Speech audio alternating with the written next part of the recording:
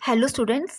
आज जो नया टॉपिक स्टार्ट करना है वो है ऑब्जेक्टिव्स ऑफ बिजनेस के बिजनेस के मेन ऑब्जेक्टिव्स क्या हैं।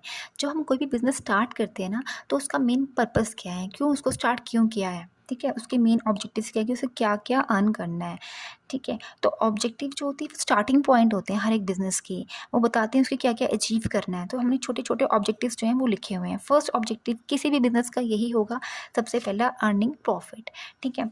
कोई भी बिजनेस है उसका मेन मोटो क्या होता है कि प्रॉफिट को अर्न करना। अगर वो प्रॉफिट अर्न नहीं करेगा इट मीन्स वो एक बिजनेस ही नहीं है, वो तो फिर सोशल उसमें नॉन इकोनॉमिक एक्टिविटी के अंदर आ गया। तो मेन जो बिजनेस का मेन ऑब्जेक्टिव फर्स्ट ऑब्जेक्टिव है वो है प्रॉफिट, मतलब प्रॉफिट अर्न करना, ठीक है।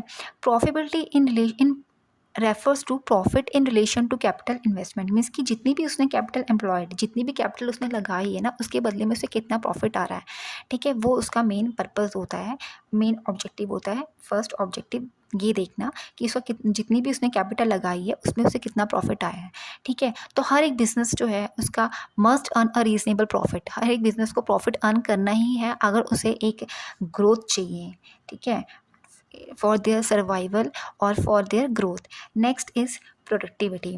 प्रोडक्टिविटी का इस कैसे कंपेयर करते हैं कि हमने जितना इनपुट लगाया है, ठीक है, उतना आउटपुट हमें मिल रहा है या नहीं। So it by comparing the value of output with the value of input it measure our efficiency, ये हमारी एफिशिएंसी को मेजर करता है, ठीक है। कि it in order to ensure the continuous survival, कि हमारी सर्वाइवल के लिए, हमारे प्रोग्रेस के लिए हर एक एंटरप्राइज का यही एम होना चाहिए कि ग्रेटर प्रोडक्टिविटी हो, ज़्यादा से ज़्यादा प्रोडक्टिविटी हो with the best use of available resources. कि प्रोडक्टिविटी जो है वो ज़्यादा होनी चाहिए, जितना हम इनपुट लगा रहे हैं क्या हमें उतना आउटपुट मिल रहा है, उतनी एफिशिएंसी मिल रही है। एफिशिएंसी का मतलब क्या है कि हम लोग जो भी इनपुट हमने लगाया वो वेस्ट नहीं जाना चाहिए, ठीक है, वो प्रॉपर उतना एफिशिएंसी हमें मिलनी चाहिए। तो ये कहते हैं productivity. Third is social responsibility. अब जो बिजनेस का, जब हम कोई भी बिजनेस स्टार्ट करते हैं ना, तो हमें बहुत सी फॉर्मेलिटीज़ करनी पड़ती हैं। ये अभी आप नेक्स्ट चैप्टर जब पढ़ोगे ना उसमें आपको पता क्लियर होगा। देखो, जब गवर्नमेंट है ना, गवर्नमेंट ने भी कुछ रूल्स एंड रेगुलेशंस बना रखे हैं हर एक बिजनेस के लिए कि जब आप कोई बिजनेस स्टार्ट करो तो सोशल वेलफेयर को ध्यान में ज़रूर रखो। मीन्स कि कोई आप ऐसा बिजनेस तो नहीं स्टार्ट कर रहे जिससे इन फ्यूचर हमारी कंट्री को या हमारे लोगों को कोई मतलब लॉस हो रहा है या कोई मतलब कुछ नुकसान पहुंचा है इनडायरेक्टली। तो कहते हैं कि हमारी सोशल रिस्पॉन्सिबिलिटी भी ये है कि हमारे जो रिसोर्सेज रहने चाहिए वो हमारी प्रॉब्लम को सॉल्व करें, ना कि उनको बढ़ाएं, ठीक है। इस तरह का बिजनेस हमने स्टार्ट करना है। ये हमें ऐसा बिजनेस स्टार्ट नहीं करना चाहिए जिसमें कोकीन का काम शुरू कर रहे हैं या कुछ ऐसा, ठीक है। Next is innovation. बिजनेस हमेशा ये कहता है कि हमारे जो प्रोडक्ट है ना वो बार बार उसमें इनोवेशन आनी चाहिए। इनोवेशन का मतलब होता है कि इंट्रोडक्शन ऑफ न्यू आइडियाज़, बार बार आप न्यू आइडियाज़ और कंसेप्शन को बीच में लेकर आओ, तभी जो है एक बिजनेस है वो सक्सेसफुल हो पाता है, ठीक है। अगर इनोवेशन नहीं आएगी, अब जैसे कई बार हम एग्जाम्पल मैं कोलगेट की लेती हूँ।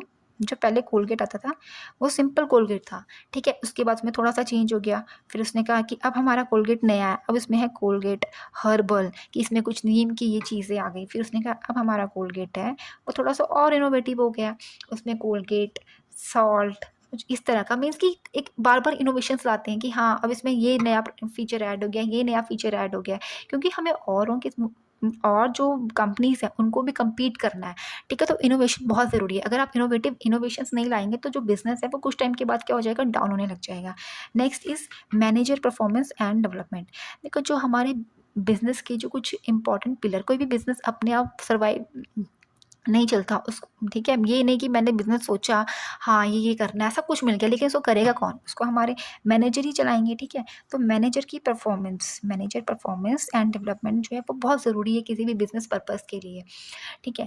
कहते हैं कि जो मैनेजर हैं वो, उनका काम क्या है कि देखना to conduct and coordinate the business activity. जो बिजनेस एक्टिविटी हो रही है उसे कंडक्ट करना और उसे कोऑर्डिनेट करना। अच्छा, अब एक कंपनी में काफ़ी सारे लोग होते हैं, ठीक है, मैंने सिर्फ थोड़े से ड्रॉ कर रही हूँ। अब अगर ये कहेगा नहीं इस काम को ऐसे करो और ये कहता है नहीं मुझे इस काम को ऐसे करना है, मीन्स कि अगर इनमें कोऑर्डिनेशन नहीं है तो हमारा जो टारगेट है, जो प्रोडक्ट हमें बनाना है वो पूरा नहीं हो पाएगा। तो कि मैनेजर्स का काम क्या है कि वो देखना है कि हमारा बिजनेस प्रॉपर डेवलप कर रहे हैं, उनके बीच में कोऑर्डिनेशन लाना, हमारे जो स्टाफ है उनके बीच में कोऑर्डिनेशन लाना, ठीक है। तो ये मैनेजर की परफॉर्मेंस एंड डेवलपमेंट भी बहुत ज़रूरी है, एक ऑब्जेक्टिव होता है बिजनेस एक्टिविटी में। नेक्स्ट वन इज़ वर्कर की परफॉर्मेंस, कि वर्कर परफॉर्मेंस भी जो है बहुत हेल्प करती है। अगर वर्कर की परफॉर्मेंस अच्छी नहीं होगी तो हमारा प्रोडक्टिविटी अच्छा नहीं होगा, और प्रोडक्टिविटी अगर अच्छी नहीं होगा तो बिज़नेस जो है वो प्रॉफिट गेन नहीं करेगा। तो वर्कर की परफॉर्मेंस कैसे अच्छी हो सकती है, कैसे हम उसको हेल्प कह सकते हैं कि नहीं आपको अच्छा कंट्रीब्यूट करना है, कि अगर हम उनको भी कुछ ना कुछ कंट्रीब्यूट करें, उनको बीच में रेस्ट टाइम देना या कुछ टी ब्रेक्स देना, उनको भी मतलब उनके लिए भी कुछ बेनिफिटली सोचना है, ठीक है। तो वर्कर की परफॉर्मेंस एंड एटीट्यूड भी ये भी बहुत हेल्पफुल करता है। Next are physical and financial resources. जो हमारे रिसोर्सेज हैं वो बहुत लिमिटेड है, ठीक है। तो हमें अपने जो रिसोर्सेज हैं, फिजिकल रिसोर्सेज कौन से हो गए, जो भी हमने मशीनरीज हैं, मतलब जिनको आप देख सकते हो मशीनरी, ठीक है, plants, office, these are the physical resources, ठीक है। एंड फाइनेंशियल रिसोर्सेज होते हैं फंड्स, ये हमारे फाइनेंशियल रिसोर्सेज हैं। तो कहते हैं कि funds to be able to produce and supply the goods and services to its customer. तो बिजनेस का एक एम क्या होना चाहिए कि हमारे रिसोर्सेज को हमारे रिक्वायरमेंट के हिसाब से एफिशिएंटली उनको यूज़ करें। मीन्स कि वेस्टेज ऑफ रिसोर्सेज नहीं होनी चाहिए, प्रॉपर यूटिलाइजेशन ऑफ रिसोर्सेज का हो, ठीक है।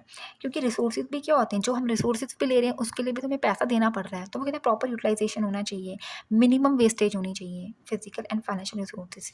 Next one is market standing.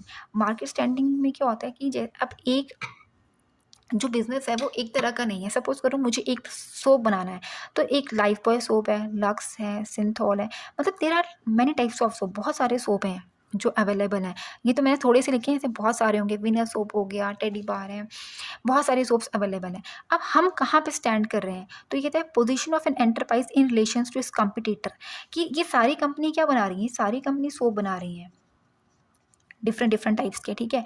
हर कोई लाइफ बॉय है, कोई लक्स बनाता है, कोई सिंथॉल है, डव है, वीनस है, बहुत टाइप के सोप बना रहे हैं। तो इसमें हमारी क्या पोजीशन है, मतलब कि सपोज करो मैं ये वाला सोप बनाती हूँ, मैं बना रही हूँ डव सोप, तो इस कंपनी की क्या पोजीशन है in relation to its competitor is known as market standing. कि हम मार्केट स्टैंडिंग क्या है, the position of an enterprise in relation to its competitor, कि हमारे एंटरप्राइज की यानी हमारे बिजनेस की क्या पोजीशन है in regarding to our competitor. Okay, so इस वीडियो में मैंने आपको क्लियर किया कि हमारे ऑब्जेक्टिव्स क्या